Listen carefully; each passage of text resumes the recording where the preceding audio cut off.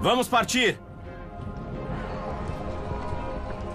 A derrota de Roma pelas tribos germânicas em 9 depois de Cristo acaba com a ilusão da superioridade moral dos romanos. O que Roma chama de civilização, seus vizinhos chamam de tirania. É uma lição que Roma parece destinada a repetir. Agora, no século I depois de Cristo, as forças de Roma encontram-se em uma terra lendária que ainda está fora de seu alcance. Britânia. Protegida por densas florestas e habitada por ferozes estranhos, ela fascina e aterroriza os romanos. E conquistá-la será um feito glorioso, digno de um magnífico imperador. Roma, ascensão e queda de um império, a invasão da Britânia.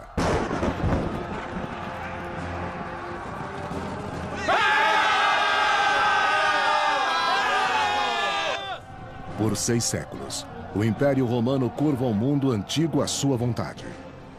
Por volta do século IV depois de Cristo, ela se estende das areias da Arábia para a costa rochosa do Mar do Norte. A cada canto, ela seduz seus inimigos com comércio e luxúria. Tudo apoiado pelo pulso de ferro do mais disciplinado exército já visto pelo homem. Os romanos gostavam de pensar que haviam trazido a civilização a outros lugares. Ficavam orgulhosos com o fato de estarem governando bem. Acreditavam que Júpiter lhes deu esse poder. Governar era a sua verdadeira força. Os romanos acreditavam que este poder divino é investido ao imperador. Mas nem todos os imperadores são divinos. Em 41 depois de Cristo, os excessos do imperador Calígula abalaram Roma em seu âmago. Calígula foi um garoto mimado. Ele também pode ter tido uma doença mental. Sabemos de histórias como quando nomeou cônsul a um de seus cavalos, por exemplo. Ele constrói pontes, assim pode passar com sua carruagem por elas. Ele faz essas coisas bizarras e só para ter poder, para mostrar que tem poder. Um número significante de pessoas muito próximas a ele começam a sentir que existe perigo, que o imperador era instável demais, paranoico demais e provavelmente claramente louco demais. Membros da milícia de elite, como a guarda pretoriana, decidem que Calígula deve partir, antes que ele se volte contra eles. Decidem tomar uma atitude quando o imperador retorna de uma tarde de jogos.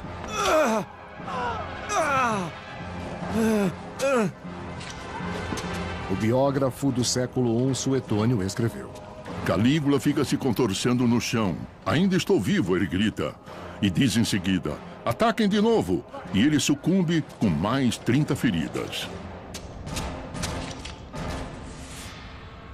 Foi realmente um momento crucial que revelou a sustentação militar do poder de um imperador, pela primeira vez de uma forma muito cruel e óbvia.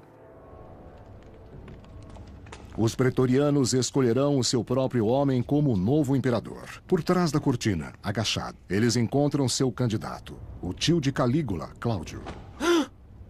Aqui está alguém que será facilmente controlado. Um marionete a ser manipulado.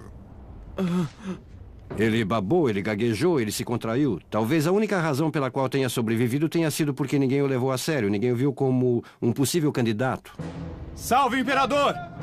Confiantes de sua escolha, a guarda proclama Cláudio líder do maior império da Terra. Os membros mais velhos de sua casa, quando ele estava crescendo, haviam decidido não dar a ele significativa experiência administrativa ou militar.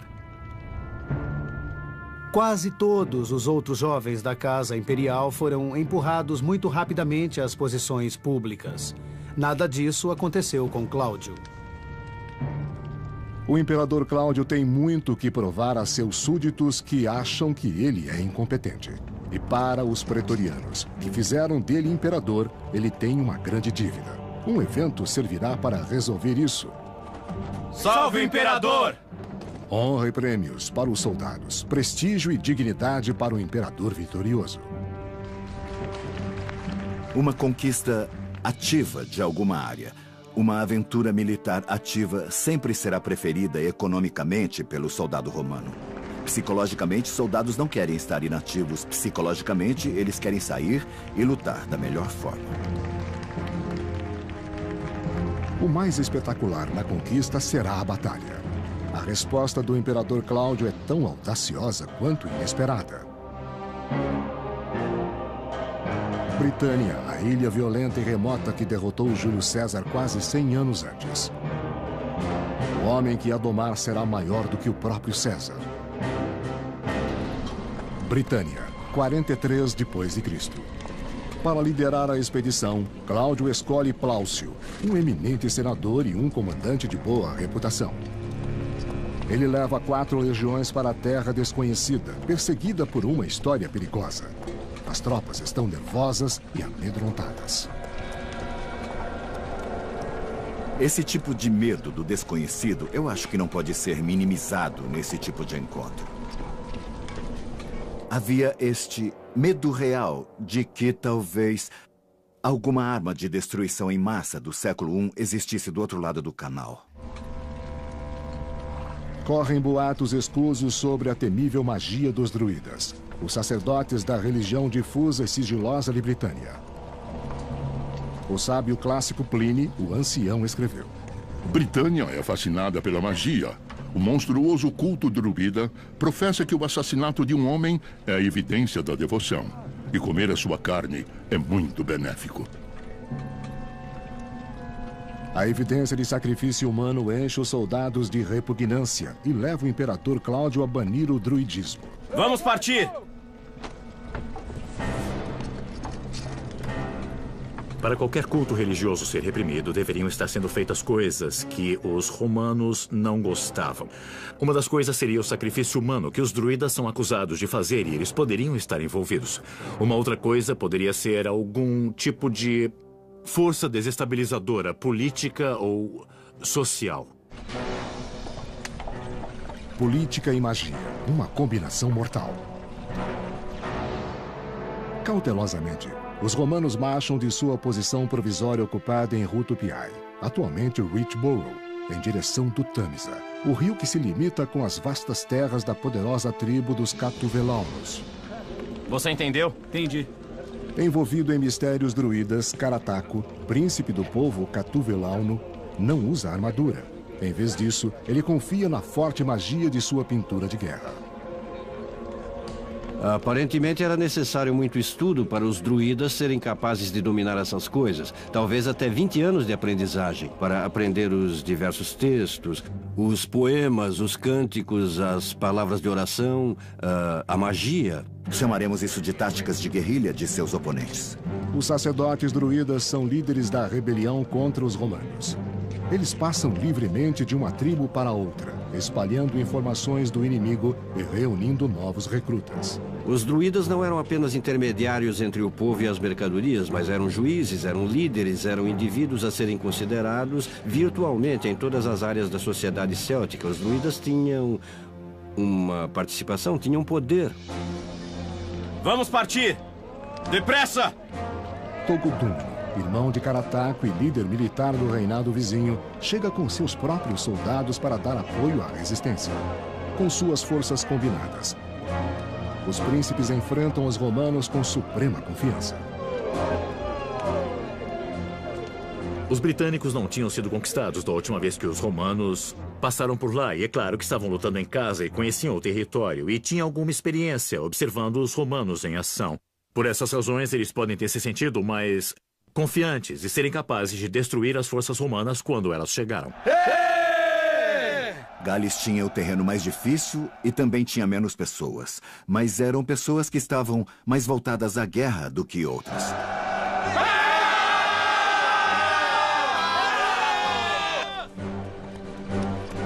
Os soldados estavam sendo treinados para lutar em formações de longas legiões e ter as tropas auxiliares dos lados para serem capazes de agir em aberto. E isso funcionou. Funcionou no norte da África, funcionou no Oriente Médio, funcionou na Gália, funcionou um pouco menos na Alemanha e com certeza não funcionou nem um pouco na Britânia.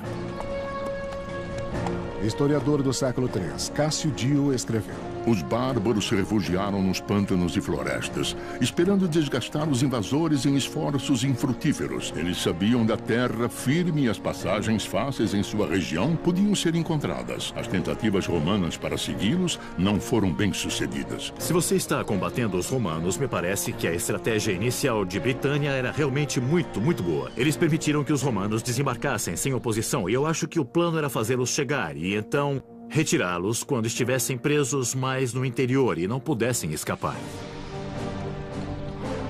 Quando Britânia ataca, é com astúcia e crueldade.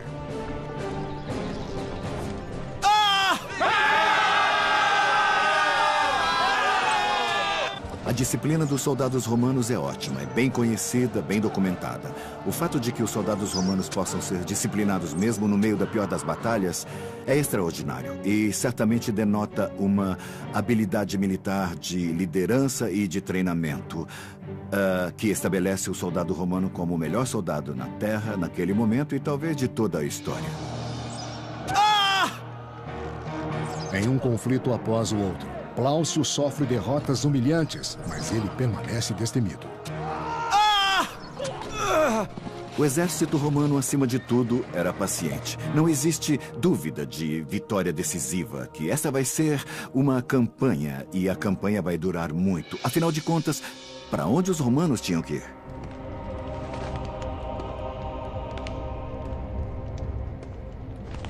De volta a Roma, o imperador Cláudio se envaidece e prepara para si mesmo a invasão da Britânia. Logo ele irá ver pessoalmente ela se render. Pela primeira vez em sua vida, ele experimenta a aparência de guerreiro. Ele precisava demonstrar suas credenciais militares. Essa era uma parte essencial, estar aos olhos do público na Roma antiga, ser eficiente militarmente e ter alguma experiência em realização, preferencialmente a vitória em território inimigo. Cláudio planeja esmagar os bárbaros com a mais destrutiva e imponente arma do mundo clássico: a Batalha de Elefantes. Eles irão anunciar a grande entrada do imperador. Então Cláudio ensinará aos britânicos a se humilharem diante do onipotente Império Romano e exigir um pouco de glória para si mesmo. Em 43 d.C., o imperador Cláudio se prepara para conquistar a ilha da Britânia. Depressa! Ele manda seu general veterano Plaucio e 4 legiões para limpar seu caminho. No começo, os romanos, enganados pelos druidas, são atraídos ainda mais para dentro do território hostil. Mas agora Plaucio vê uma oportunidade de virar o jogo. Ele manda uma força especial de provincianos para lançar um ataque furtivo através do rio Tâmisa. O exército romano era composto de 2 tipos de soldados. Aqueles que eles chamavam de legionários, que eram os cidadãos romanos, e aqueles que eram chamados de auxiliares, que eram recrutados entre a população. Você entendeu? Entendi. Então Plaucio tem esses auxiliares nadando pelo Tâmisa. Não que os soldados romanos não pudessem nadar no Tâmisa. É que é mais perigoso, existe o potencial de perda de um grande número de tropas regulares. Então, por que não deixar os auxiliares fazerem isso? Como todos os druidas, os líderes militares Carataco e Togodúmino carregavam a água sagrada, acreditando que o rio poderia protegê-los de seus inimigos. Sem estarem contaminados por esta crença, os auxiliares romanos cruzam silenciosamente sem serem vistos o Tâmisa. Eles provaram ser muito bons na identificação dos tipos de exércitos que estavam enfrentando. Quão unidos eram esses tipos de exército que estavam enfrentando, quais eram suas armas e armaduras. Então operavam como exploradores e pareciam entender um pouco melhor quem eles estavam enfrentando e quais eram os números. Tendo descoberto o que precisavam, os auxiliares mataram os cavalos dos bárbaros, acabando com qualquer possibilidade de uma rápida retirada. Só agora Plaucio envia sua força completa para atacar os catuvelanos.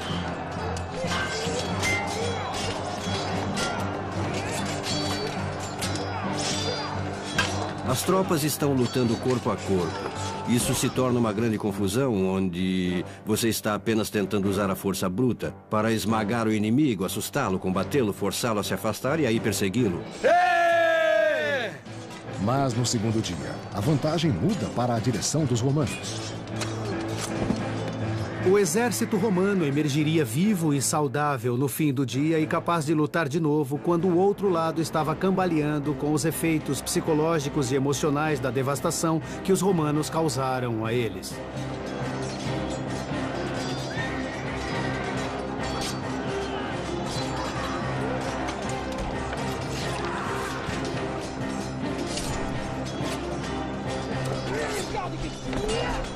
No massacre seguinte, Togodúmino é ferido mortalmente. Incapacitados, os sobreviventes desaparecem nos pântanos. As famílias dos líderes druidas despertam para uma nova realidade. A palavra catástrofe dispara pânico e uma escalada para a fuga. Carataco e sua família também devem fugir, ou enfrentar a humilhação e escravidão nas mãos dos romanos. Depressa! Vamos partir! Quando os romanos tinham uma vitória militar significativa, o general era tradicionalmente recompensado com o direito de ter o que nós acharíamos ser uma parada de papel picado, o que eles chamavam de triunfo. Se possível, o líder das forças conquistadas desfilava pela parada para mostrar em sua pessoa a subjugação ao povo estrangeiro e, tradicionalmente, aquela pessoa era então executada no fim da parada, como um inimigo do povo romano. Carataco não tem intenção de ser um troféu romano. Jurando vingança, ele reúne seus partidários e os leva a uma longa jornada para o oeste, para o país da colina acidentada onde o coração da instituição druida reside. Carataco presume corretamente que os romanos não o seguirão. Ao invés disso, eles se plantam nos bancos do Tâmisa. Depressa! O historiador do século III, Cássio Dio, escreveu: Por causa dos problemas que tinha encontrado no Tâmisa, Plaucio fica com medo. Ao invés de ir mais adiante, ele passa a guardar o que ele já tinha ganho e enviar para Cláudio. Mas é realmente o medo que impede Plaucio ou a política? Eu duvido muito que um homem com a experiência e habilidade de Plaucio teria ficado intimidado demais por um rio como o Tâmisa. Para mim, parece mais provável que ele tenha recebido ordens para que, uma vez que uma certa ponte tivesse sido estabelecida, uma vez que os romanos pudessem operar, o imperador o convocaria. E ele então apareceria em pessoa para estabelecer a credibilidade militar que ele tanto necessitava. O imperador Cláudio tenta navegar para a Britânia. O navio dele quase afundou na costa da Espanha, mas ele tem que marchar para Gessuriaco, na atual França, antes de finalmente cruzar o canal.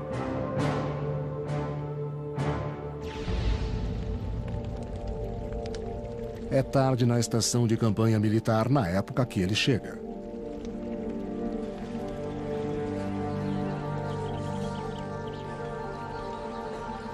Sabemos que o imperador apareceu em grande estilo. Ele chegou com tropas de seus guarda-costas pessoais, a assim chamada Guarda Pretoriana. E ele também chegou com elefantes. O que foi isso? O que é uma grande coisa, porque o elefante não é um animal nativo da Britânia ou de nenhum lugar da Europa Ocidental. Assim, ao aparecer com elefantes, ele estava realmente anunciando sua presença e então supervisionou, de uma distância muito segura, a captura de várias vilas e cidades. A chegada surpresa de Cláudio, junto com a derrota humilhante de Carataco, incita muitos líderes militares britânicos a se entregar ao invés de lutar. Tome, segure. Nós, pessoas modernas, temos nossa ideia de liberdade. Isso faz parte da nossa personalidade, que não é necessariamente a personalidade de todos no mundo antigo. A maioria das pessoas simplesmente acostuma-se à sua nova liderança. Os impostos que estavam pagando para o líder A poderiam agora pagar ao líder B. E isso não importava muito. Se elas pudessem reduzir qualquer violência que pudesse ser feita contra elas pelo exército, principalmente aquele exército que não deveria estuprar ou pilhar ou destruir suas terras, por submissão elas o fariam. É uma bela estátua. resistir aos romanos ou colaborar. No Reino do Norte, para os brigantes, a decisão aparece como uma sombra preocupante. A escolha será feita pela poderosa rainha Cartimandua. Os britânicos estavam dispostos a se levantar atrás de mulheres, que deveriam ter sido personalidades muito poderosas, que devem ter tido homens bem poderosos aos quais elas eram ligadas para estabelecerem seus estados. E elas devem ter sido capazes disso por meio da forçada personalidade, carisma e assim por diante, reorganizando seu povo atrás delas. O marido da rainha Venútius não tem dúvidas quanto ao caminho que os brigantes deveriam seguir. Ele se opõe aos romanos com todo o seu coração.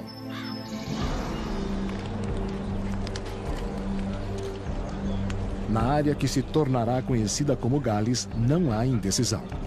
Aqui, o mais violento dos líderes militares adere às formas antigas e rejeita veementemente o domínio imperial. Os druidas se voltam aos seus deuses para conduzir os romanos para longe de sua costa. No momento de necessidade, eles realizam o seu maior mistério: o sacrifício de um homem vivo. O exilado Carataco torna-se seu honrado agente. Sua paixão incendeia a resistência.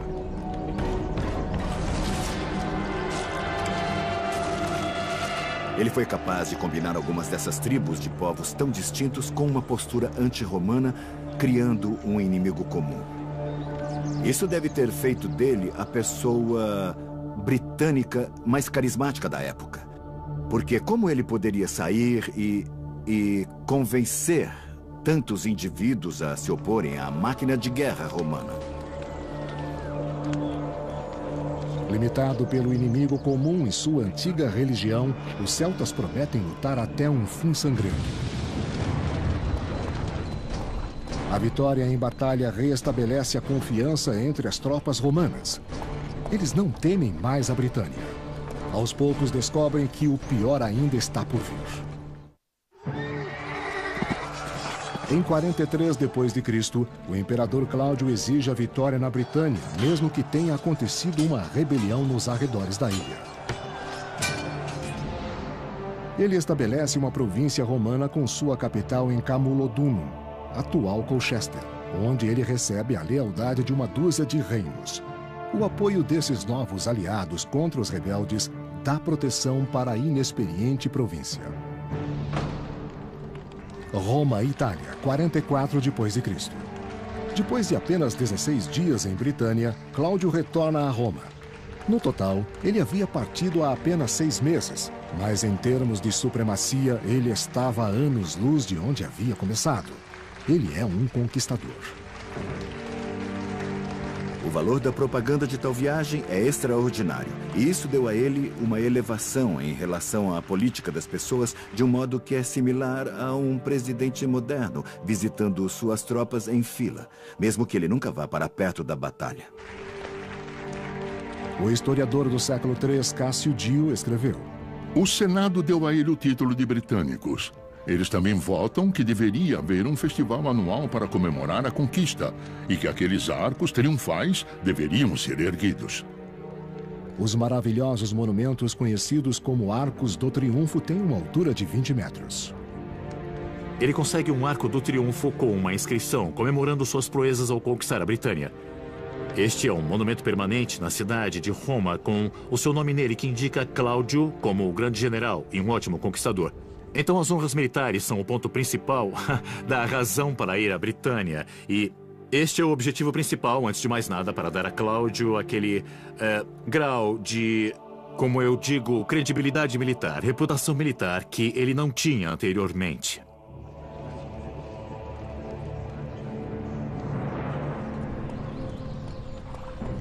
Para Plaucio, que o imperador deixa para trás como governador de Britânia, a comemoração deve ter parecido prematura. A qualquer momento que os romanos saiam de sua zona de segurança, se tornarão alvos de ataque de uma guerrilha bem orquestrada, inspirada por Carataco, o líder rebelde.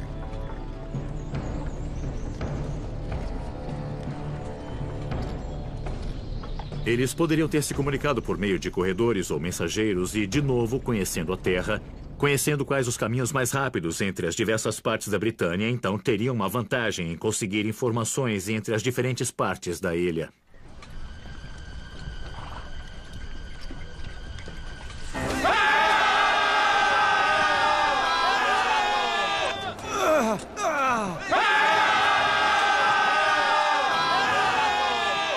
Algumas das maiores emboscadas da história surgiram de simples troncos sendo empurrados ou pedras sendo jogadas nos soldados de cima de montanhas. Então aqui está o romano. Ele tem a sua lança convencional, tem sua espada curta que ele usava para combates próximos e de repente tem pedras sendo atiradas nele, tem lanças sendo jogadas nele, machados sendo jogados nele, tem árvores despencando, todas essas coisas provocando baixas.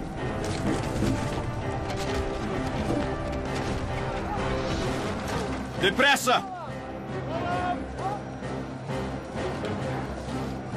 Os britânicos superaram os romanos porque conheciam o terreno com seus generais locais. Os generais britânicos inspiravam suas tropas, fazendo discursos nos quais eles os advertiam para repelir os que queriam escravizá-los, estrangeiros que buscavam conquistá-los.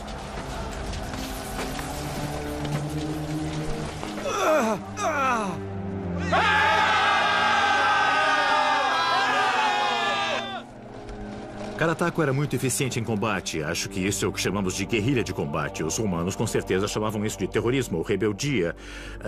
Ele poderia ter chamado isso de resistência e foi bastante eficaz. Muitas vezes, os rebeldes desapareciam nas florestas depois de um ataque. Palacio deve aniquilar a resistência ou observá-la destruir sua nova província. Isso significa que os oficiais em terra tinham que tomar decisões que não estavam diretamente escritas em nenhum manual de treinamento que eles tivessem pensado, mas, na verdade, tinham que se adaptar ao terreno e também às táticas. Chamaremos isso de táticas de guerrilha de seus oponentes. Em 45 d.C., ele envia uma onda de tropas de seus quartéis generais em Camulodunum. 3 legiões marcham para o sul, oeste e norte. A 9ª se dirige para a terra dos brigantes. Os corajosos brigantes controlam o lado norte, uma importante proteção para os outros bárbaros. Para o embaixador romano, a cooperação da rainha Cartimândua é a chave. Você está tentando dividir e conquistar. Você está tentando separar e isolar grupos individuais, dominá-los e ter amigos nos campos de casa. É uma grande vantagem. Cartimândua aceita a oferta imperial. Afinal, com uma legião pronta para atacar, suas opções são limitadas. O que de bom você está fazendo para o seu povo se a escolha não é entre liberdade e conquista, mas entre colaboração ou destruição? Para alguém como Cartimândua, a colaboração com Roma permitiu a ela permanecer em uma posição de autoridade e arriscar muito menos, talvez pessoalmente, do que se tivesse tentado lutar. Venutius, o consorte da rainha, se opõe veementemente à decisão dela, e ele não está sozinho. É vantagem para os romanos fazer esses acordos. O problema, é claro, é que às vezes, como com Cartimândua, você tem uma divisão interna onde o marido se volta contra ela. Agora já chega. Venutius se irrita profundamente, mas no momento ele tolera a vontade da rainha. Agora já chega. Está me ouvindo? Com rancor, mas não vencido, ele espera os eventos para mudar. Os romanos atravessam o país dominando uma vila após a outra. A coisa principal para o governador romano, particularmente em uma província que acabou de ser estabelecida, é manter a estabilidade. Ele tem que tentar fazer ligações com a comunidade local. Então, qualquer tipo de romanização, deixando o povo local se sentir confortável com os romanos por lá, é a vantagem deles. Para aqueles que cooperam, a mão romana é suave. Para aqueles que resistem, a vingança é rápida. Os soldados caçam os rebeldes e ensinam a eles a justiça imperial na ponta de uma lança. A cada esquina surgem os encrenqueiros. Vem aqui! Vem aqui! Mas os legionários encontram também potencial de transformação. Lentamente, mas de forma segura, eles expandem o domínio romano, ganhando mentes e corações por onde passam. Roma e Itália, 47 depois de Cristo. Na área da política romana, o general Plaucio é um herói. 4 anos depois da invasão, um Cláudio agradecido vai chamá-lo em casa. Ele também traz os seus prisioneiros britânicos para o ringue do gladiador. 4 anos é o padrão para uma pessoa estar no comando de uma província ou de um exército como aquele. Então, mais alguém poderia chegar e você não quer que uma pessoa fique no comando tempo demais. No caso das tropas se tornarem atacáveis demais para o seu comandante, se isso acontecesse, eles podiam começar a pensar que aquele comandante poderia ser um bom imperador.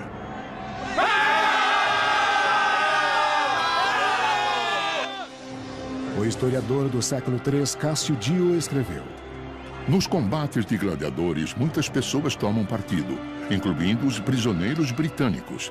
Plaucio costumava ter muitos homens nesta parte do espetáculo e tinha orgulho do fato.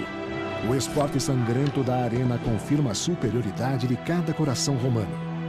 Os bárbaros são presa fácil para o divertimento deles.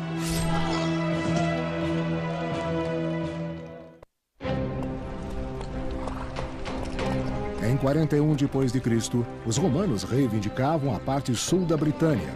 Alguns líderes, como a rainha Cartimândua de Brigantes, vinham para o lado imperial voluntariamente. Mas muitos escolhiam lutar com o príncipe rebelde Carataco. O trabalho de pacificação de uma população ao ponto dos exércitos romanos poderem ser retirados de uma província era um processo árduo. Os romanos devem ter observado por muito tempo o processo de anexação e conquista. Depressa! Eles devem fazer isso quando enfrentam um oponente carismático como Carataco. Carataco pode ter feito a mais significante das rebeliões. Ele parecia ter sido capaz de combinar a maioria do povo britânico e eles tiveram sucesso. Britânia, 47 d.C. As vilas romanizadas cambaleavam sob os ataques audaciosos de Carataco. A sua surpreendente sequência de vitórias o tornou o primeiro dentre os chefes britânicos.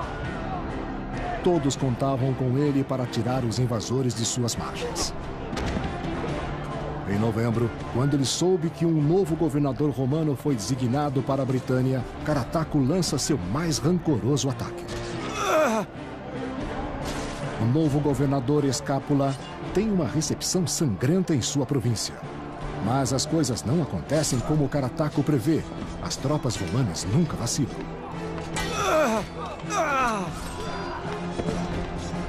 Escápula entrega a Carataco sua primeira grande derrota da revolta. Ainda assim, o líder rebelde permanece desafiador.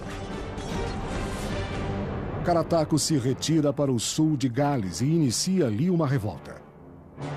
Conforme se espalha para o norte através da cidade de Colina, Escápula tira a 9ª Legião para fora de Brigantes e se dirige para o oeste. Tudo o que ele encontra são mulheres e crianças. Os rebeldes tinham desaparecido como fumaça nas colinas. A rebelião de Welsh floresceu como quase todas as rebeliões em Gales irão florescer no início do período moderno, simplesmente porque é difícil lidar com os rebeldes.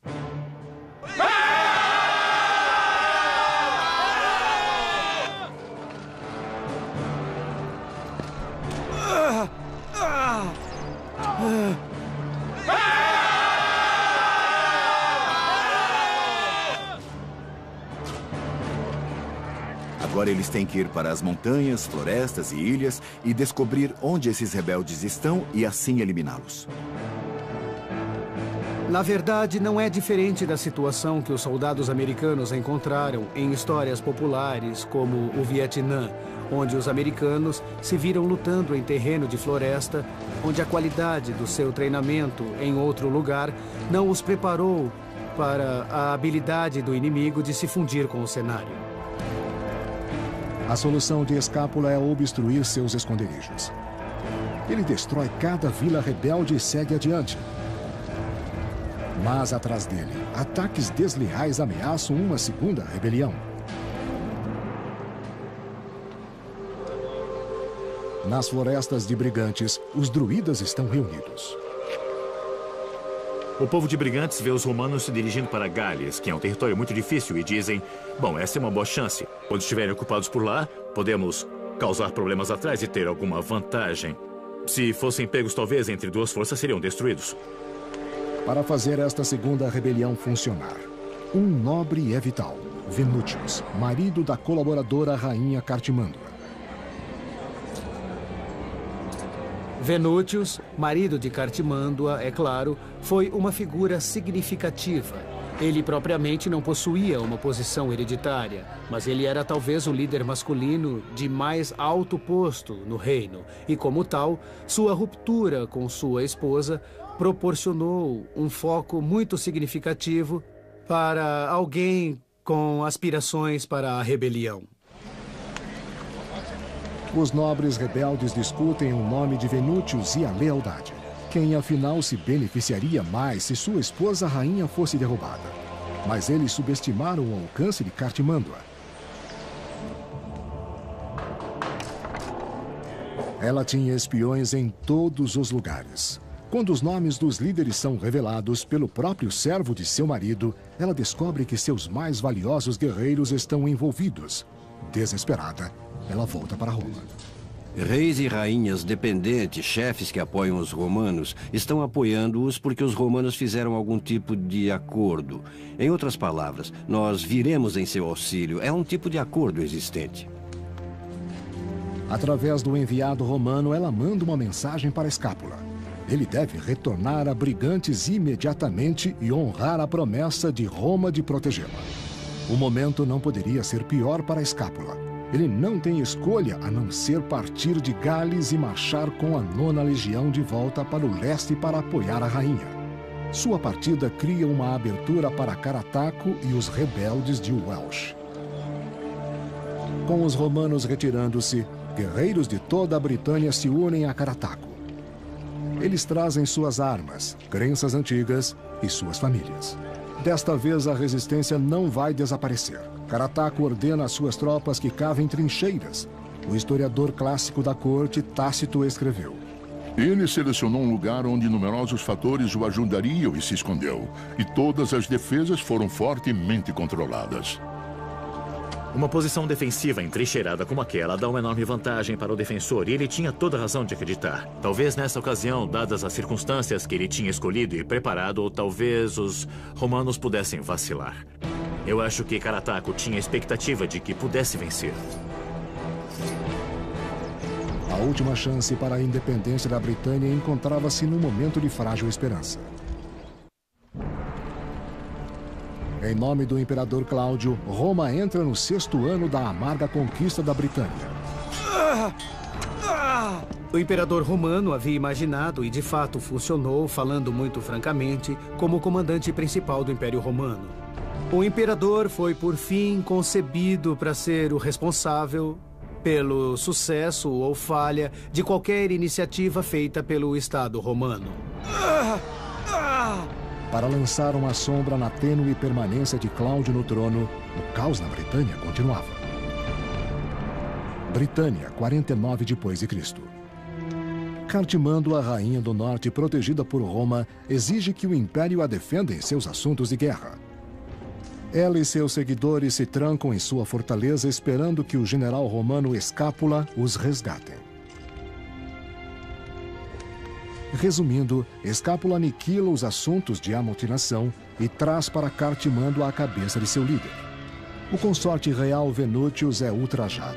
Sua compaixão pela resistência torna-se mais forte.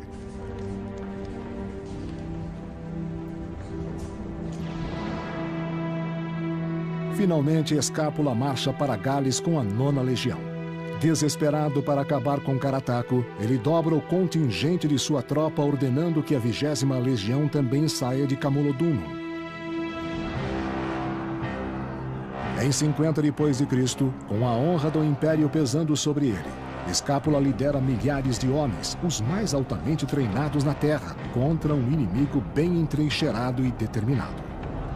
Pode ter sido possível para um homem como Escápula persuadir Cláudio que falar Sob circunstâncias particulares, teria sido aceitável. Mas o que estava em jogo, além, digamos, da vida e da morte, era a sua chance de um posto mais alto depois deste. A falha não é uma opção, mas a vitória não será fácil.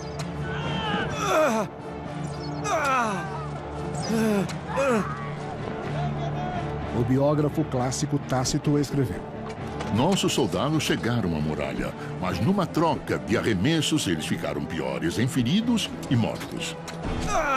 Os romanos simplesmente se reagruparam e voltaram mais uma vez. Roma assume o controle. Roma se torna Roma, a máquina de guerra.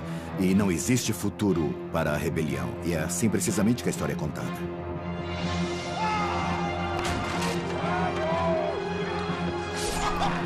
Eles realmente queriam pegar os britânicos e finalmente terminou essa coisa. Acho que a veemência e agressividade do ataque foram tão fortes que os britânicos ficaram assolados. Aquele mais afortunado tinha uma morte rápida. O restante logo era capturado. Humilhação, escravidão e ritual de assassinato esperavam os capturados. Para o seu horror, Carataco percebe que sua esposa e filhos estavam entre eles. Carataco escapa. Extraordinariamente. Ele foge e faz todo o caminho até o reino de Brigantes. Embora sua rainha, Cartimândua, seja uma colaboradora romana. O marido de Cartimândua, Venútius, é um conhecido patriota e se opôs às políticas colaboracionistas dela com os romanos. Eu sugeriria que Carataco não fugiu de Cartimândua, mas de Venútius, na esperança de que talvez ganhasse seu apoio e talvez convencesse Cartimândua a mudar finalmente. Cartimândua não cede. Ela é uma criatura de Roma. A rainha trai Carataco, o herói da resistência, para sedimentar sua posição como amiga de Roma.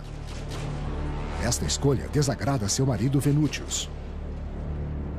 Roma e Itália, 51 d.C. Desfilando pelas ruas de Roma, Carataco e sua família emocionam os cidadãos. O historiador Tácito escreveu: A reputação de Carataco havia se espalhado para além das ilhas e através das províncias vizinhas à Itália. Essas pessoas estavam curiosas para ver o homem que tinha desafiado nosso poder por tantos anos. Até mesmo em Roma, seu nome significava alguma coisa. Este foi o símbolo da vitória deles. Você sabe que aqui está um inimigo marchando pelas ruas em submissão. O que normalmente acontecia aos inimigos de Roma era que eram trazidos para a prisão e colocados num buraco e sufocados. Mas dessa vez isso não aconteceu. Ao invés disso, Carataco foi levado a Cláudio numa espécie de grande tribunal ou tablado e então ele fez um discurso emocionado. E se acreditamos em Tácito, o discurso foi sobre a necessidade de resistir à dominação e que se ele permitisse que Carataco vivesse, ele seria um símbolo vivo da clemência de Cláudio. Oferecer piedade implica em superioridade, e acima de tudo é assim que os romanos se veem, superiores.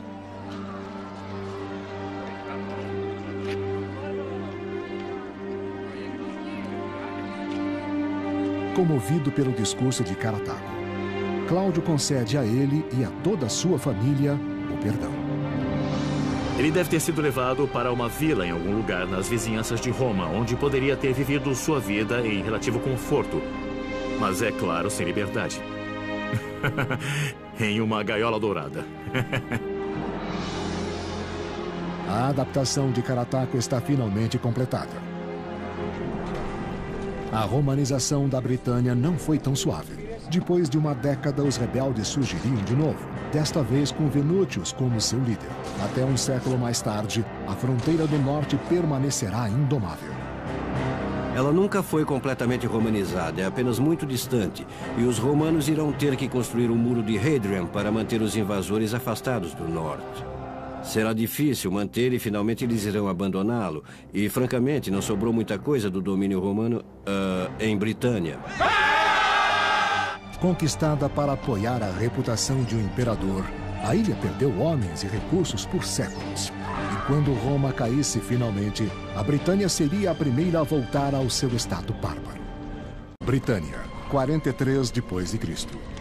Para liderar a expedição, Cláudio escolhe Plaucio, um eminente senador e um comandante de boa reputação. Ele leva 4 legiões para a terra desconhecida, perseguida por uma história perigosa. As tropas estão nervosas e amedrontadas. Esse tipo de medo do desconhecido, eu acho que não pode ser minimizado nesse tipo de encontro. Havia este medo real de que talvez alguma arma de destruição em massa do século I existisse do outro lado do canal. Correm boatos escusos sobre a temível magia dos druidas, os sacerdotes da religião difusa e sigilosa de Britânia. O sábio clássico Plínio, o ancião, escreveu: Britânia é fascinada pela magia. O monstruoso culto druida professa que o assassinato de um homem é a evidência da devoção. E comer a sua carne é muito benéfico. A evidência de sacrifício humano enche os soldados de repugnância e leva o imperador Cláudio a banir o druidismo. Vamos partir! Para qualquer culto religioso ser reprimido, deveriam estar sendo feitas coisas que os romanos não gostavam. Uma das coisas seria o sacrifício humano que os druidas são acusados de fazer e eles poderiam estar envolvidos. Uma outra coisa poderia ser algum tipo de força desestabilizadora, política ou social. Política e magia, uma combinação mortal. Vamos partir! A derrota de Roma pelas tribos germânicas em 9 depois de Cristo acaba com a ilusão da superioridade moral dos romanos. O que Roma chama de civilização, seus vizinhos chamam de tirania. É uma lição que Roma parece destinada a repetir. Agora, no século I depois de Cristo, as forças de Roma encontram-se em uma terra lendária que ainda está fora de seu alcance. Britânia. Protegida por densas florestas e habitada por ferozes estranhos, ela fascina e aterroriza os romanos. E conquistá-la será um feito glorioso, digno de um magnífico imperador. Roma, ascensão e queda de um império, a invasão da Britânia.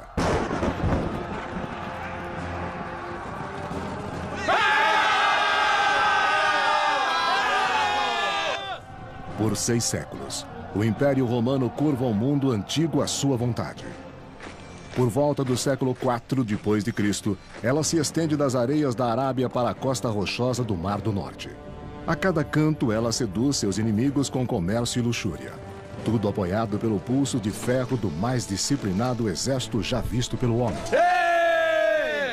Os romanos gostavam de pensar que haviam trazido a civilização a outros lugares. Ficavam orgulhosos com o fato de estarem governando bem. Acreditavam que Júpiter lhes deu esse poder. Governar era a sua verdadeira força.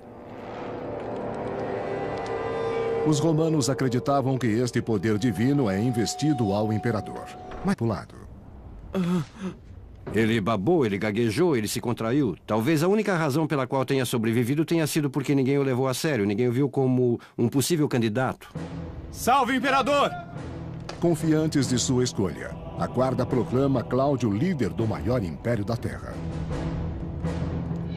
Os membros mais velhos de sua casa, quando ele estava crescendo, haviam decidido não dar a ele significativa experiência administrativa ou militar.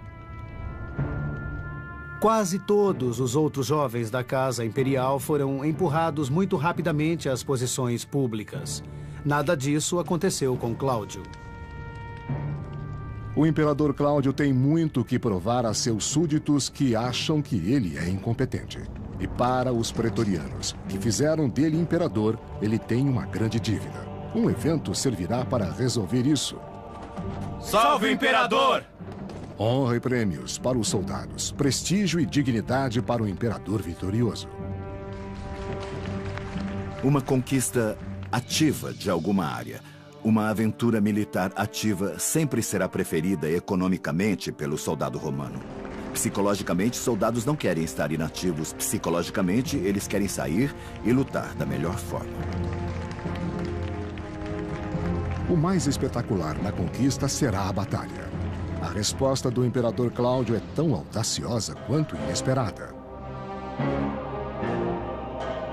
Britânia, a ilha violenta e remota que derrotou Júlio César quase 100 anos antes. O homem que a domar será maior do que o próprio César. Mas nem todos os imperadores são divinos. Em 41 d.C., os excessos do imperador Calígula abalaram Roma em seu âmago. Calígula foi um garoto mimado. Ele também pode ter tido uma doença mental. Sabemos de histórias como quando nomeou cônsul a um de seus cavalos, por exemplo. Ele constrói pontes, assim pode passar com sua carruagem por elas. Ele faz essas coisas bizarras e só para ter poder, para mostrar que tem poder. Um número significante de pessoas muito próximas a ele começam a sentir que existe perigo, que o imperador era instável demais, paranoico demais e provavelmente claramente louco demais. Membros da milícia de elite, como a guarda pretoriana, decidem que Calígula deve partir, antes que ele se volte contra eles. Decidem tomar uma atitude quando o imperador retorna de uma tarde de jogos.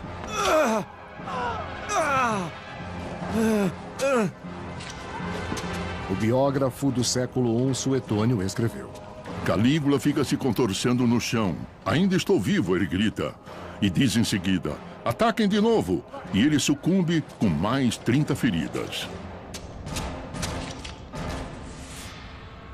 Foi realmente um momento crucial que revelou a sustentação militar do poder de um imperador, pela primeira vez de uma forma muito cruel e óbvia. Os pretorianos escolherão o seu próprio homem como o novo imperador. Por trás da cortina, agachado, eles encontram seu candidato, o tio de Calígula, Cláudio. Aqui está alguém que será facilmente controlado. Um marionete a ser manipulado cautelosamente.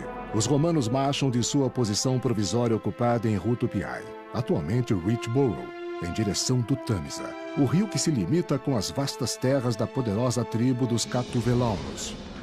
Você entendeu? Entendi. Envolvido em mistérios druidas, Carataco, príncipe do povo Catuvelauno, não usa armadura. Em vez disso, ele confia na forte magia de sua pintura de guerra.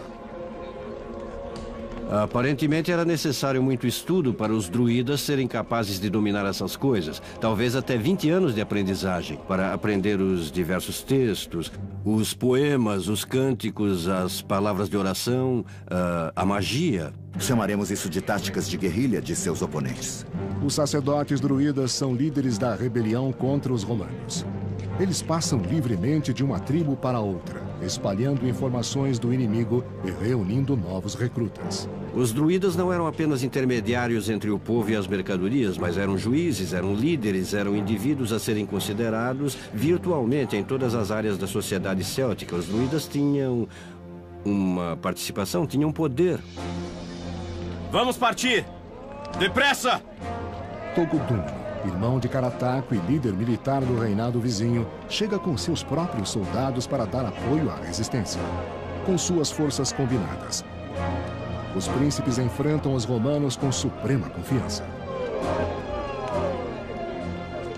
Os britânicos não tinham sido conquistados da última vez que os romanos passaram por lá. E é claro que estavam lutando em casa e conheciam o território. E tinham alguma experiência observando os romanos em ação. Por essas razões, eles podem ter